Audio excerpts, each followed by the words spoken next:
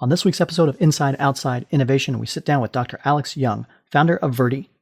Alex and I talk about the impact of new technologies like virtual reality and artificial intelligence on the training and human performance space, and some of the challenges and opportunities facing companies in the changing world of work. Let's get started. Inside Outside Innovation is the podcast to help new innovators navigate what's next. Each week, we'll give you a front row seat into what it takes to learn, grow, and thrive in today's world of accelerating change and uncertainty. Join us as we explore, engage, and experiment with the best and the brightest innovators, entrepreneurs, and pioneering businesses. It's time to get started. Welcome to another episode of Inside Outside Innovation. I'm your host, Brian Ardinger, and as always, we have another amazing guest. Today, we have Dr. Alex Young. He is the founder of Virti. Virti helps HR teams and organizations using things like artificial intelligence and augmented reality to improve and measure training. So welcome to the show, Alex. Thanks so much, Brian. It's great to be here. I'm excited to have you because you come from a different background. You were a trauma and orthopedic surgeon before you became an entrepreneur founder. So how did you go from being a surgeon to being a founder of a virtual reality training type of company? Yeah, so it's been a really interesting journey. I mean, my interests have always been around how to improve learning and the performance of people really in any sector. And my original degree, as you mentioned, was in medicine. And then I specialized in orthopedic surgery, working in the UK and also in the US for a little while. And I've always been a bit of a tech nerd as well. So I had a couple of companies when I was actually training to be a doctor and taught myself how to code. Pretty terrible coding skills, but managed to build a few companies around that. And then really with Virti, what I wanted to do was build a deep technology company, which tackled one of the major problems I was seeing both in healthcare, but also in every other sector really on the planet, which was how do we democratize and scale soft skills type of training for the workforce of the future? And when I trained as a doctor and a surgeon, often we do communication role plays and things to train people really how to be more empathetic, how to be better communicators, how to do things in healthcare like break bad news to patients or explain a diagnosis. And in the operating room, about how to make decisions under pressure and lead teams. And often those sort of training sessions were not very scalable. They weren't hugely engaging and they were quite biased and not that data driven. So as you mentioned with Virti, what we do is we use AI and tools like virtual reality to put people into these very scalable, very measurable scenarios where they can fail in a safe environment and run through lots of soft skills training scenarios, whether that's on a sales team training, whether it's for managers or leaders to understand how to deliver feedback, or it's on your hiring or HR side, where we can actually find if people have some innate biases in the questions they ask during interviews or how they deliver team performance. So really, really interesting journey and lots of parallels between healthcare and being an entrepreneur. Absolutely. The whole concept of this metaverse and some of the new things that are coming in when it comes to augmented reality and virtual reality. What are some of the things that you're seeing in that space? How has it changed and evolved since you've started the company? And what are you seeing?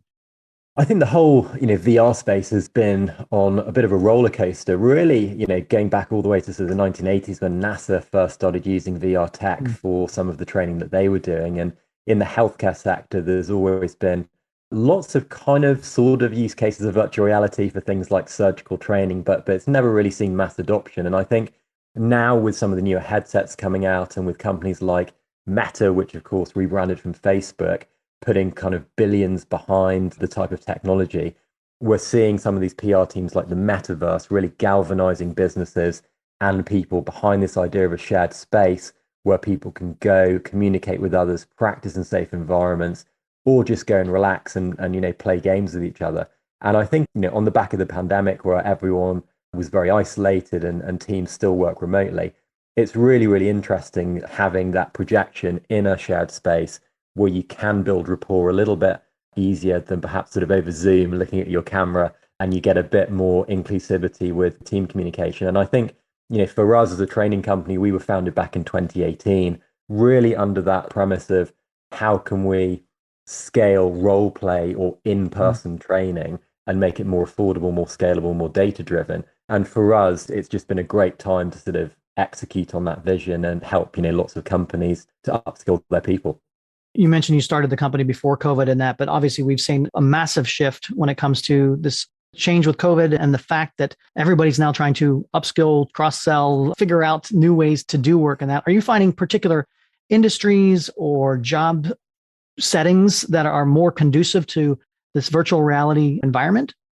I think it's really interesting just the diverse use of kind of sectors and categories, kind of find, helpfulness from immersive technology. It can be used for absolutely everything. For our specialization, which is obviously soft skills, I think, we're seeing a big uptake by people like sales teams, particularly in industries like franchises, where they've got to upskill new franchisees from a playbook and have a certain way of doing things.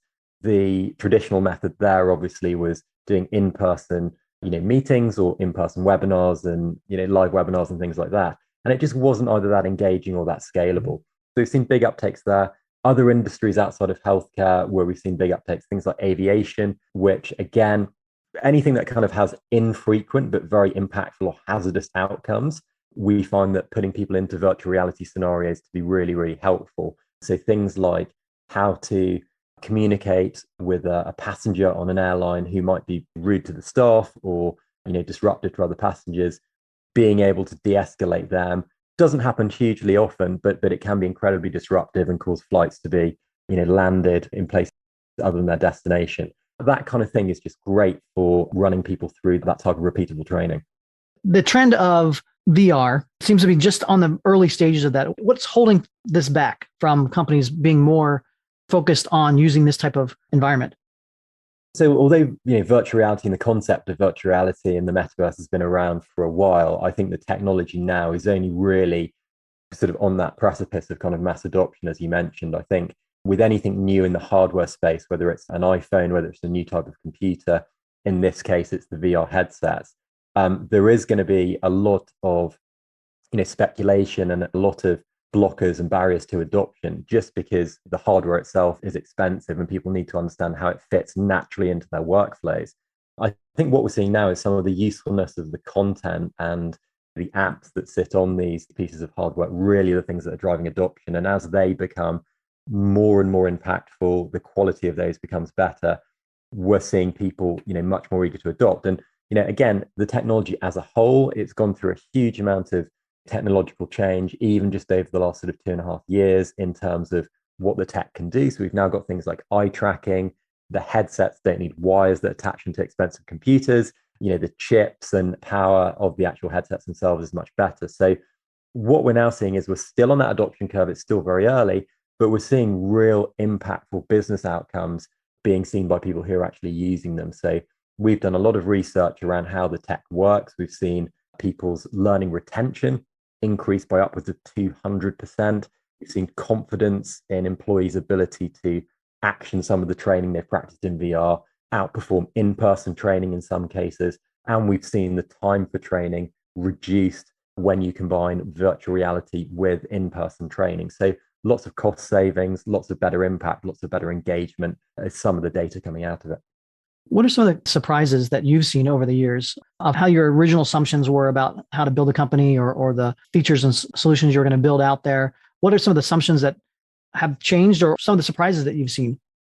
We've been very lucky in that, we spent a lot of time researching things back in 2018 when the company was founded, and we spoke to learning and development professionals, we spoke to people in HR, we spoke to end users, i.e. employees, and really got a good understanding of what they were using at the moment in terms of either e-learning or in-person training, and then tried to pull out the critical elements of that into what we built.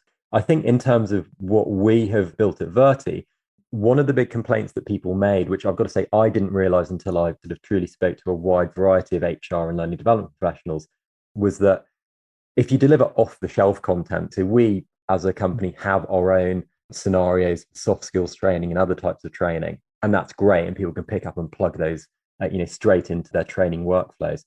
But actually, people want the ability to create their own content, and they want a system that's easy to use in order to do that. And for things like virtual reality and soft skills training, where a lot of it is conversational scripts, people aren't that intimidated by doing that themselves, and they've got their own experiences and their own ways of doing that.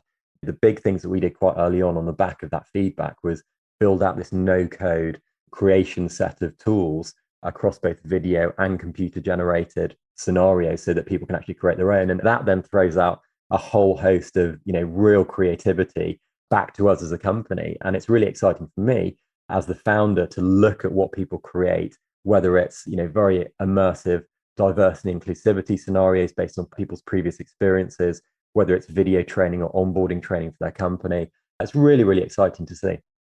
I'm glad you brought that up because this idea, and we talk a lot about it on the show about no code and low code and democratization of some of these tools that makes it easier for people to spin things up, test things, try things.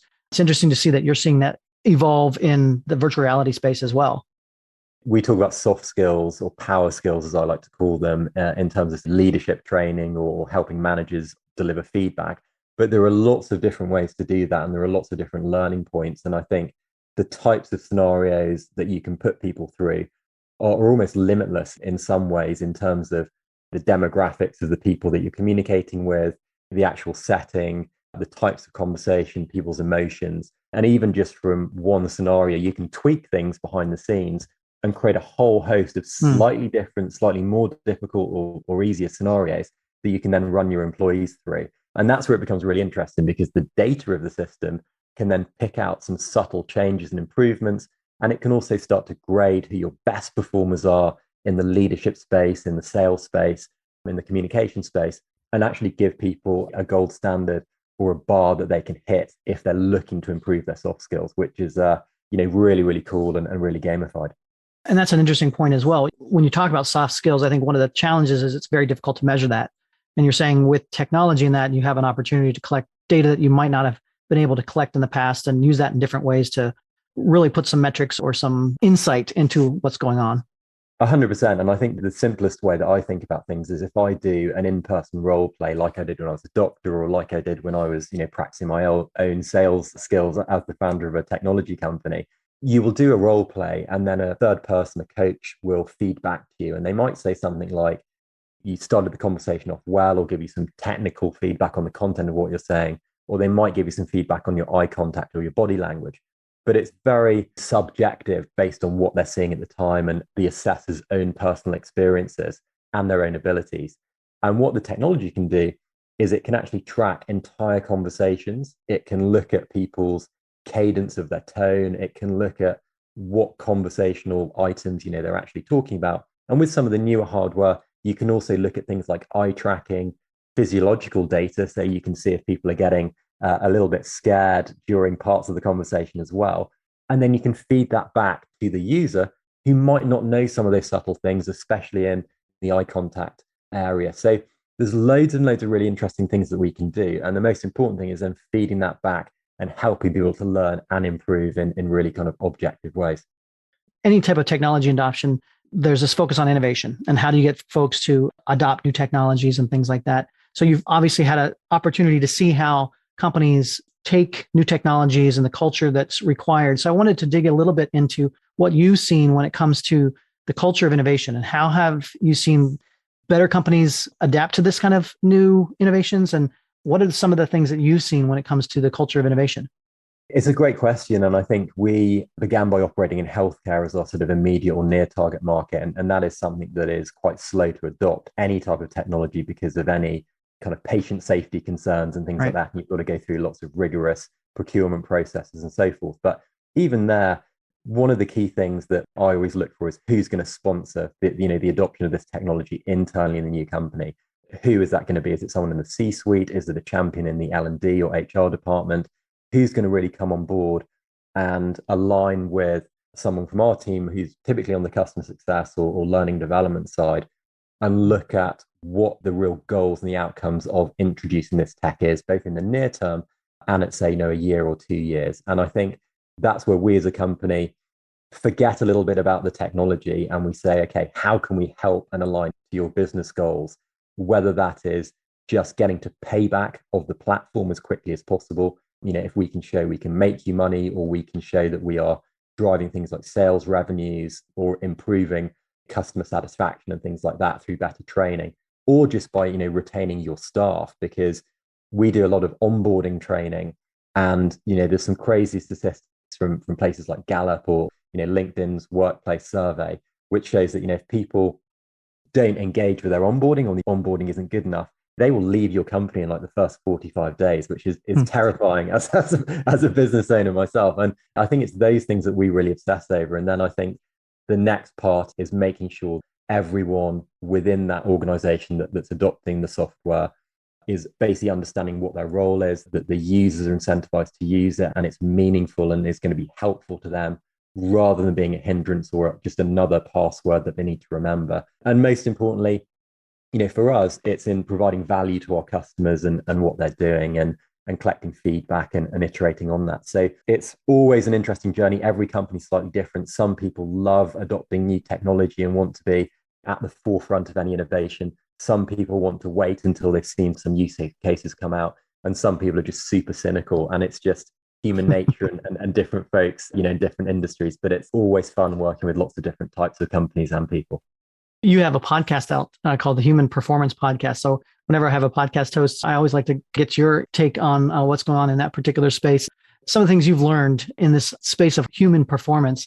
What are some of the best guests or some of the insights that you've learned from your podcast and the guests that you've had on it? It's been absolutely fascinating, actually. I mean, the podcast began really as a way to provide some stories to our users and our customers that sort of inspired them in their day-to-day lives. And some of the things that I was really, really interested was how people's mindsets or how their own performance made them do, extraordinary things. On that podcast, some highlights, but for me personally have been, we've had a couple of astronauts who've been on, who've done, multiple spacewalks and had to fix shuttle antennas literally in the middle of space for emergency situations, or sports people who've come back from injury and done amazing things. But I think, throughout, the thing that fascinates me is always how people deal with some of these just enormous achievements. And by that, I mean, a lot of people who do really, really well are actually the most humble and nicest people on the planet and will bend over backwards to help out folks. And I think a lot of that is about their mindset, and it's about them really seeing themselves as a servant to the training and to what they're doing and being very, very coachable.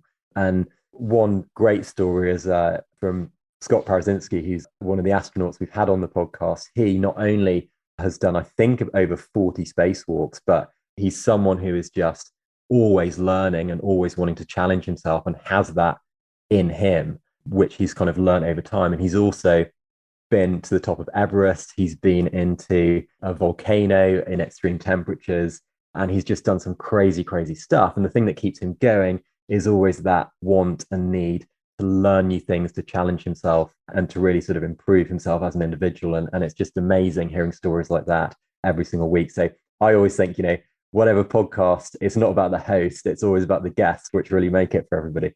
Absolutely. Thank you for coming on Inside Outside Innovation to talk about your learnings and what you're seeing in the world, both as a founder, as a technology person, and as a person who's focused on human performance. So Alex, thank you for coming on the show. If people want to find out more about yourself or about Virti, what's the best way to do that? You can follow Virti at Virti Labs on all social media. And the website is virti.com. And then I'm Alexander F. Young on all social media. And by all means, follow me. I talk about soft skills and human performance across every channel. Excellent. Well, Alex, thanks again for coming on the show and appreciate the time. Looking forward to continuing the conversation in the years to come. Thanks so much, Brian. Really enjoyed it. That's it for another episode of Inside Outside Innovation. If you want to learn more about our team, our content, our services, check out insideoutside.io or follow us on Twitter at the IO Podcast or at Ardinger. Until next time, go out and innovate.